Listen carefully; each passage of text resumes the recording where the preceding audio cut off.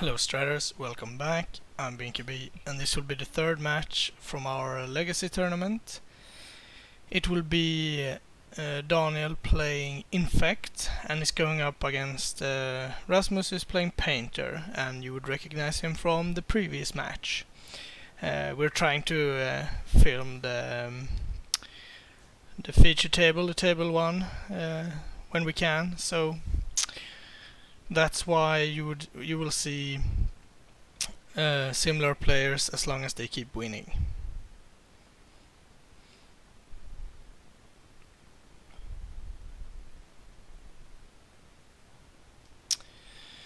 So Infect is definitely a deck that could raise Painter, and they also have a lot of spells that doesn't really require mana, like Probe, Invigorate, they have Force of Will, Daze. They can do a lot of stuff even in the face of a Blood Moon. They could also land a Noble Hierarch that could produce a lot of colored mana if they so desire. In this case though, we have Daniel on only Inkmoth Nexus, which is not good against a Blood Moon. So that's a pretty neat start from Rasmus here. Painter also pretty good because Infect cannot kill it, at least not game 1. So since it has resolved, it will stick. So all you need to do now is resolve a grindstone and that will be game. So we have a forest here at least, but no play. Excuse me. So no Glistener Elf or anything like that, which is something to keep in mind. And this is also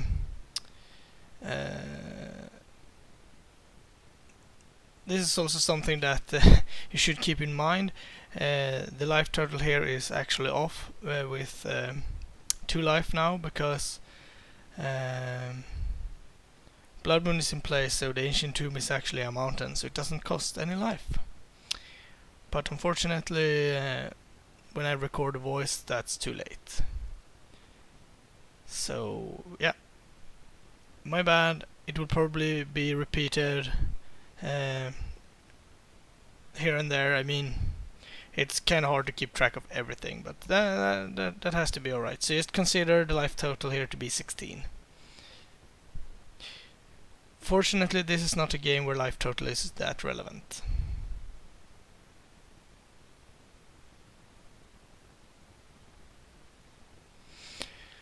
So grindstone will go down, but Rasmus has a Goblin Welder to follow it up, and that's probably gonna resolve. And then it's basically resolve any artifact, and we are good to go.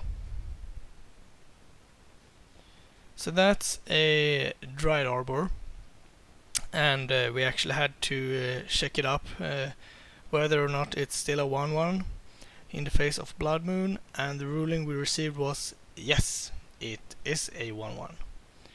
So that's because the type changing is happening in layer 4, I think, and the power toughness is in layer 6, so it doesn't really interfere with one another. So the more you know. I think it was the layer 4 and 6, but really, who knows about layers? It's very few people. So get ready for some more ancient tombs that are not really ancient tombs. I'm probably gonna do it again here since I messed up previous to this. Yeah, but that's okay. I'll try to not make the mistake again if we should happen to stumble upon Painter again. Now it does seem like Rasmus will be taking this if he can find a land, but he will also be able to activate the top, so, and draw 2 cards if he wants to. Well, at least there was a spirit guide. and that is as good as a land. So now what you could do is activate top, in response welder it, so you actually get to draw an extra card. But Rasmus is not gonna do that, he's just gonna exchange them, and that will probably be just as good. But giving up free value is not something I'm fond of. So Grindstone will be activated, and that will be a victory for Painter.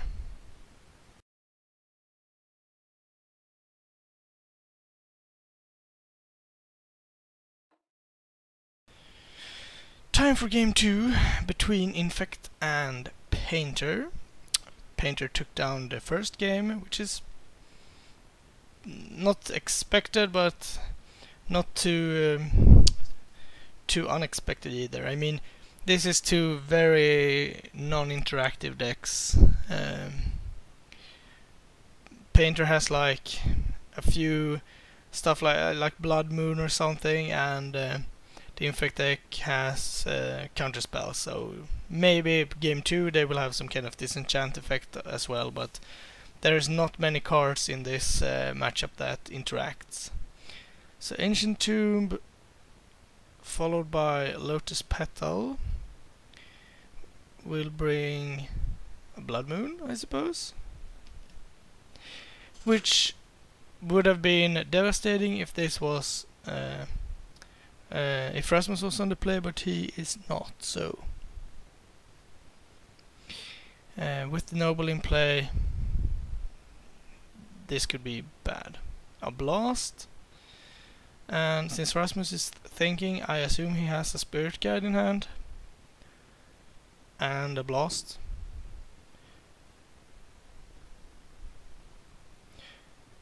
Yep, looks like it. So Hydroblast will be countered, and Blood Moon will stick.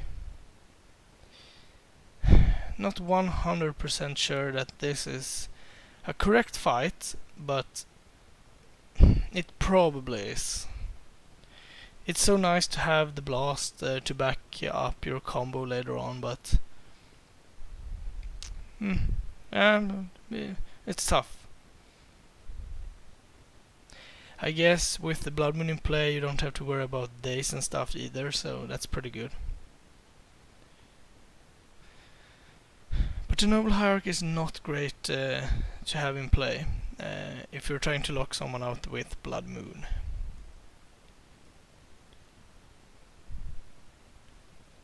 So we have a spell, and it should be, yeah, Blighted Agent. The most formidable of threats. The most potent one that Infect can muster up, so it's pretty good. And with a Noble, it's a 5-turn clock without any backup whatsoever. And I did see another Noble in Daniel's hand, so that's great. Ooh, yeah, Ballard. That's a card. Even without Painter, it's pretty good in this matchup, because it can kill Blighted Agent, it can kill Noble Hierarchs, it can do stuff. So all you really need to do now is keep some cards in hand and use Ballard, and it will be very hard for Infect to do anything about that, especially with the Blood Moon in play. So now I wouldn't be surprised if Rasmus picked off a Noble Hierarch. I guess we will see another one here. But it could still be correct to go for the Hierarch at this point. Let's say you take 3 poison, go to 3. You shoot a Hierarch. Then you take 2 poison, go to 5. So the only thing you need to be worried about is, I guess, Invigorate Berserk would do it.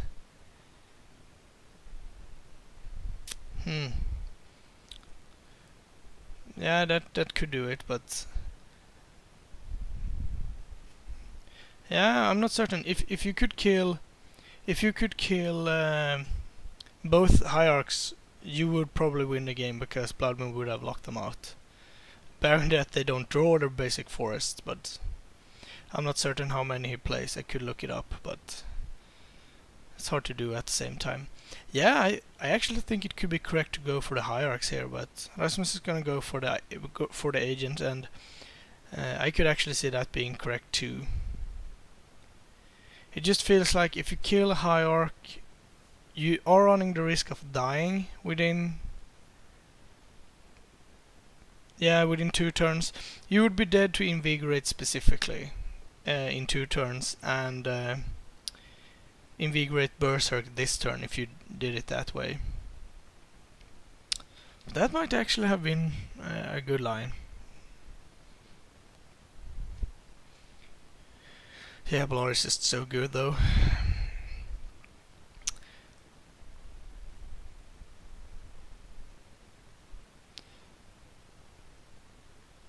And Painter is one of the few decks that could actually play her and use her to her fullest potential. So this pause here indicates that something is gonna go down.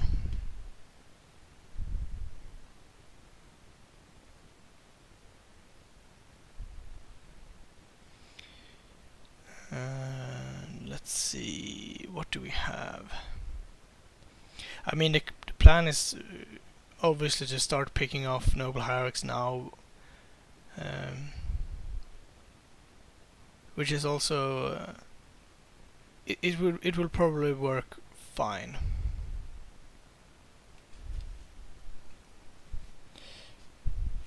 So Rasmus is gonna pass the turn. I could see an attack with the Welder being okay.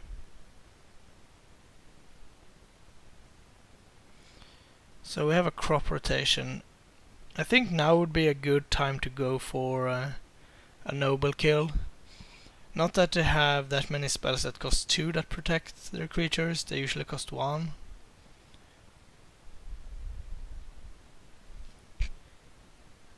I suppose.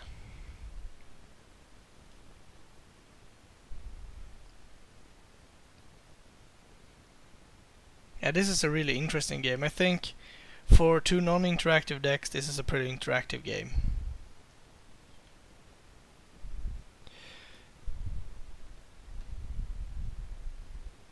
So the potential outs here for Daniel is to draw a way to destroy Blood Moon, and that's why he crop rotated into Inkmoth Nexus. He knows that he has to be lucky here and draw a way to destroy Blood Moon before he's completely locked out. So yeah, Blood will go for a Noble Hierarch. I mean, he could easily have gone for the basic forest, but as it stands now, he knows that he will have Noble Hierarchs for 2 more turns, since he had the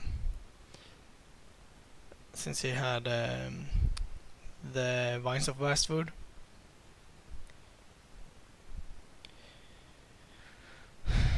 So now let's see what Rasmus is up to. I still think that he can win this game if he just picks off Noble Hierarchs. And I think right now you should probably go for the second Hierarch. But he elects not to, which is fine too. So we're gonna see a probe, and Rasmus' last card is Pyroclasm. Alright, that explains why he didn't want to cast it. I mean, it could be correct to cast it. Actually, it's probably correct to cast it on his turn to kill both nobles. There is Becomiments that would save one of them. But that's basically it. Ooh, and he drew Nature's Claim of that probe. That's pretty good. So yeah, it could have been correct actually to sacrifice your 2 creatures to kill both the nobles. I'm gonna see if I can find the deck list somewhere. But yeah, that Nature's Claim will probably be tough to beat for Rasmus now, since Daniel has unlocked everything basically. Where do we have the Infect deck? It's here somewhere. Nope, that's Miracle.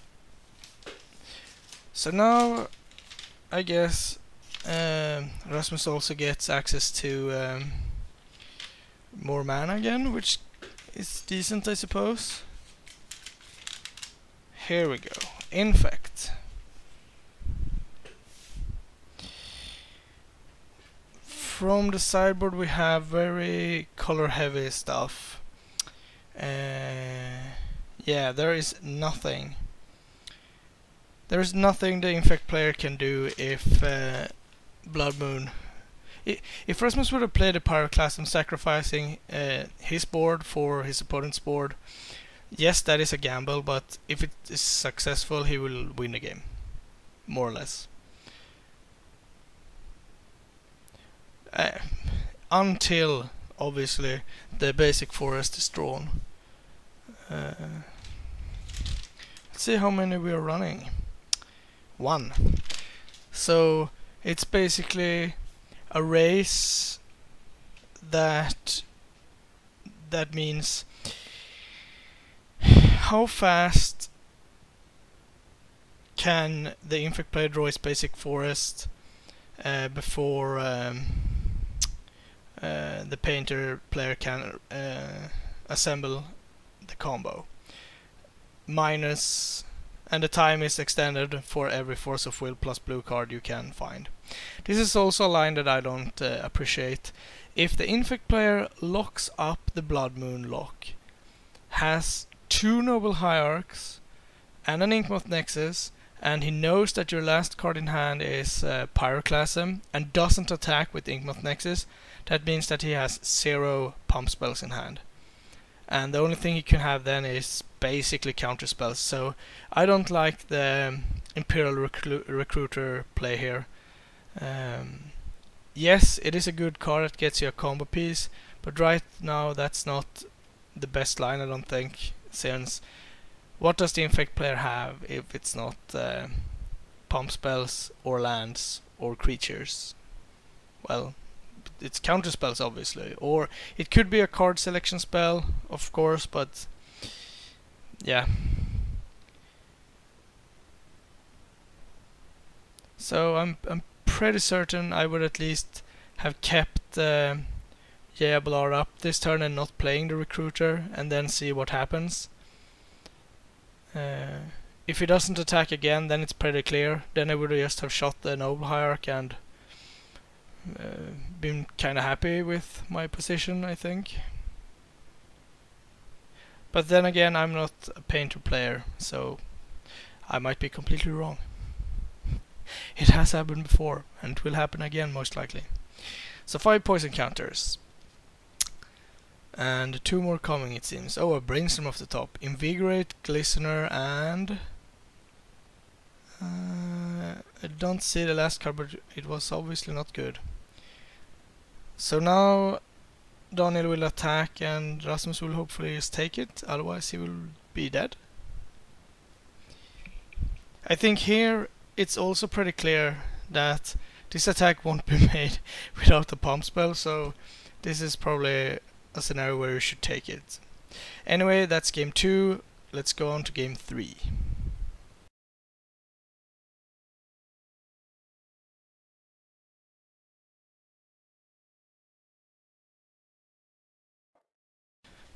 Then we are here, game 3 between Infect and Painter. Pretty neat matchup, I'd say.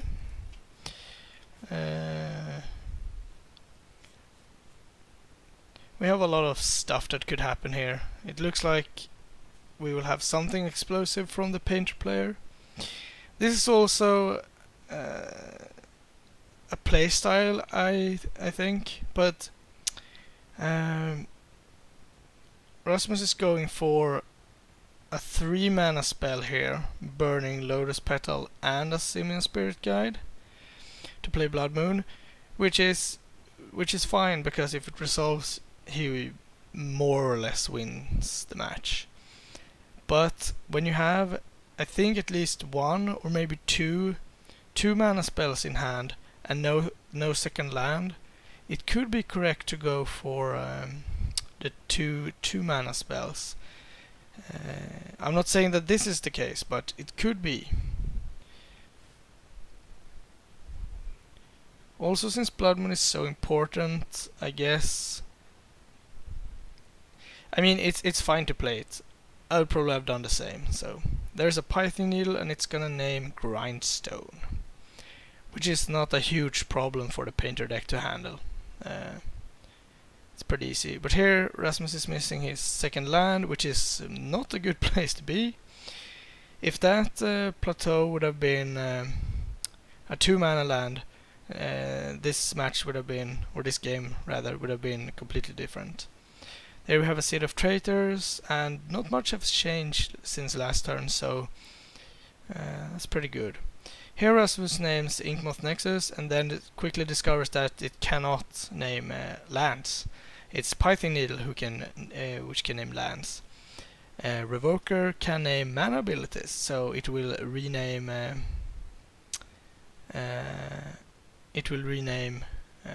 Noble Hierarch, which is a fine call, because if you can find another Blood Moon and resolve it, that once again means basic forest or bust.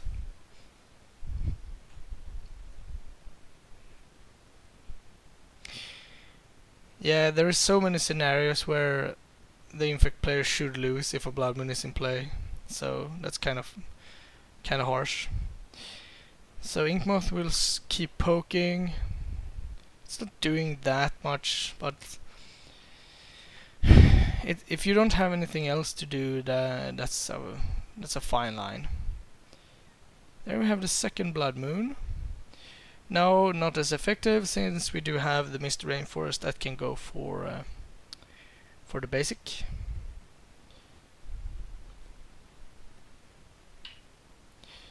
I'm pretty sure he would have gone for the basic at some point anyway, so it makes little sense to play anything else. A Revoker will be shipping in damage. I don't think it will win the race against the Inkmoth, but who knows? It might do so. Double Inkmoth and a Croson Grip. Yeah, that will be tough. That will be very tough. The Blood Moon was a good line, because then you could look at maybe resolving a Painter, naming blue, maybe blast the forest if you can get around to that. Double Inkmoth means a natural 4-turn clock, if nothing else. Here's a Painter, and it looks like it will resolve.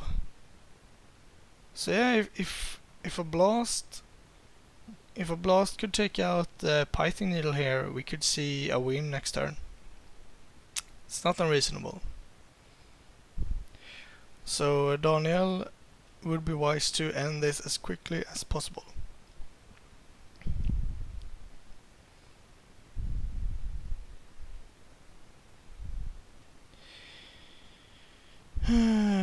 What do we have? We have a bunch of lands. I see an Invigorate, and this will be an attack for 2. It's no point in spewing off the Invigorate now. And then fetch. It might have been a Glistener Elf as well. It's not unreasonable. I wonder if Painter decks are running or would gain anything from running like 1 Pyrokinesis or something, or Pyrotechnics, whatever it's called. The red Force of Will. Yeah, that's a Glistener. So we have Invigorate, Blighted Agent. So the Inkmoths by themselves are lethal. Well, if 2 of the 3 creatures can get through, the game will end. There is the Grindstone. Tapping the plateau, that's interesting. I'd probably tap the City of Traitors just to represent a Pyroblast. Then maybe the Infect player won't go for it. Probably still would, but this is also a very aggressive attack. It indicates that another creature will come down, and in this case a Painted Servant most likely. I think it could have been reasonable to play Grindstone from the city and representing a blast, but Daniel is kind of forced to attack anyway, because otherwise the blast will take out the Pithing Needle and Grindstone will be live.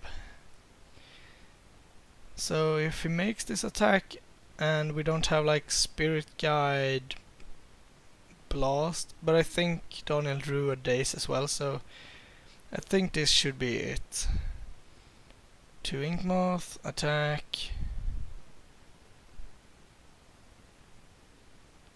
and Invigorate. Yeah, so that's it. Infect wins. Thank you for watching. Please like and subscribe, it really helps us out. You can find us on Twitter at MagicGathStrat, Facebook /MagicGatheringStrat, or on the web, magicgatheringstrat.com. There you can find articles and free prize-supported leagues. This is all brought to you by our Patreons and cardhoarder.com. If you enjoy this content, please consider supporting us at patreon.com/MagicGatheringStrat.